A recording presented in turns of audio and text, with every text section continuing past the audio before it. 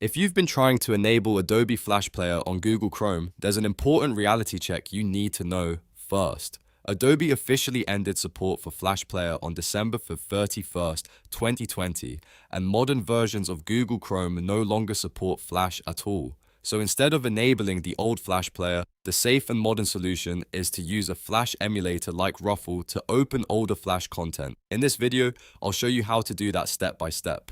If this tutorial helps, make sure to hit the like button and subscribe for more simple software guides. Let's get started.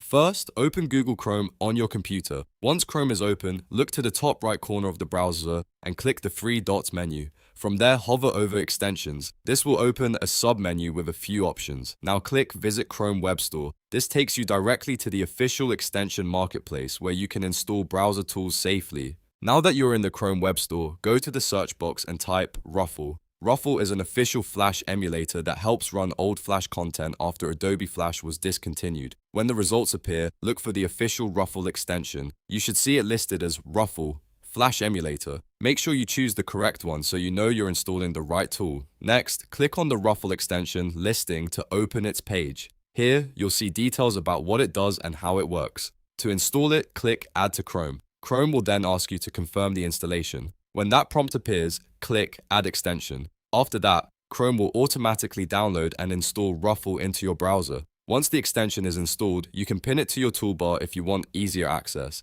That way, when you visit old Flash content, Ruffle can help emulate it inside Chrome. Keep in mind that this does not officially restore Adobe Flash Player itself, because Flash support has been permanently removed from Chrome. What you are doing instead is using a modern, safer replacement. If the Flash content still does not work perfectly, that may be because some older websites were designed specifically for the original Flash Player and may not fully function in a modern browser. In those cases, using an emulator like Ruffle is usually the best option available.